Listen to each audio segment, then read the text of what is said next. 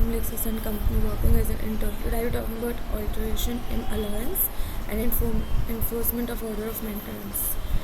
Alteration in allowance means an order to increase or decrease or remove or cancel the allowance according to section 127 clause 1 if magistrate order to give allowance for maintenance under section 125 according to the condition of the parties at that time, but if the present conditions have changed, then they can order for the alteration of allowance.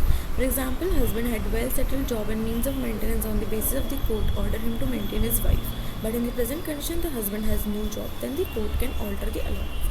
According to section 127 clause 2, magistrate shall cancel or revoke any order given under section 125 by him if it appears that it should be cancelled in consequence of any decision of the competent civil court.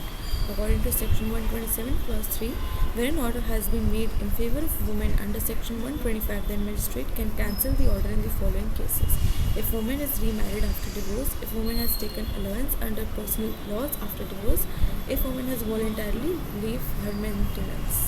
According to section 127 clause 4, the civil court shall take into account the sum which has been paid to such person as monthly allowance for maintenance and interim maintenance under section 125 of making any decree for the recovery of maintenance and dowry. Enforcement of order of maintenance. Section 128 deals copy of order of section 125 is given to that person free of cost in whose favor the case is made. If any magistrate has made an order under section 125, then Magistrate of India can enforce this order if the magistrate has to satisfy only two conditions. First is the identity of parties and second is the proof of non-payment of the allowances.